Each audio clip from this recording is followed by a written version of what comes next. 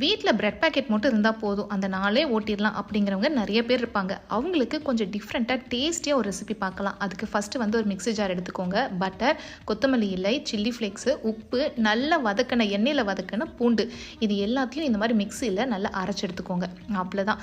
இதை அப்படியே பட்டரில் மேலே வந்து நல்லா ஸ்ப்ரெட் பண்ணி விட்டுட்டு நீங்கள் வந்து தோசைக்கல்ல 2 பக்கம் டோஸ்ட் பண்ணி எடுத்திங்கன்னா நல்லா கமன்னு வாசமாக சூப்பரான சீஸி பிரெட் ஸ்லைஸ் வந்து ரெடி ஆயிரும். உள்ளே வந்து ஸ்டஃபிங்க்கு நடுவில் சீஸ் வச்சுக்கலாம். அப்படி இல்லைன்னா வந்து நீங்கள் வந்து ஒரு எக்கு வந்து டோஸ்ட் பண்ணி எடுத்து ஆம்லெட் போட்டுட்டு நடுவில் வச்சுக்கலாம். இது நல்ல ஃப்ளேவர்ஃபுல்லாக இருக்கும். வேணால் கூட நீங்கள் ஆரிகானோ இந்த மாதிரி மிக்ஸ்டு ஹர்ப்ஸ் கூட ஆட் பண்ணிக்கலாம். இதில் வந்து இந்த சில்லி ஃப்ளேக்ஸ் போட்டிருக்கோம். ஸோ அந்த பட்டரோட ஸ்மெல் மெயினாக வந்து இதில் வந்து அந்த பூண்டோட ஸ்மெல், பூண்டை நல்லா எண்ணெயில் வதக்கி அதுக்கப்புறம் ஆட் பண்ணுங்கள். ஸோ சூப்பரான கார்லிக் சீஸி டோஸ்ட் வந்து ரெடி ஆயிடுச்சு. ரொம்ப நல்லாயிருக்கும். உள்ள சீஸியாகவும் மேலே அந்த ஃப்ளேவராக ரொம்ப டேஸ்டியாக இருக்கும். கண்டிப்பாக ட்ரை பண்ணுங்கள். ஒரு பிரேக்ஃபாஸ்ட்க்கோ இல்லை வந்து சாப்பிட்றதுக்கு நல்லாயிருக்கும். கிட்ஸ்க்கு லஞ்ச் பாக்ஸ் கூட ரொம்ப சூப்பராக இருக்கும். டடா.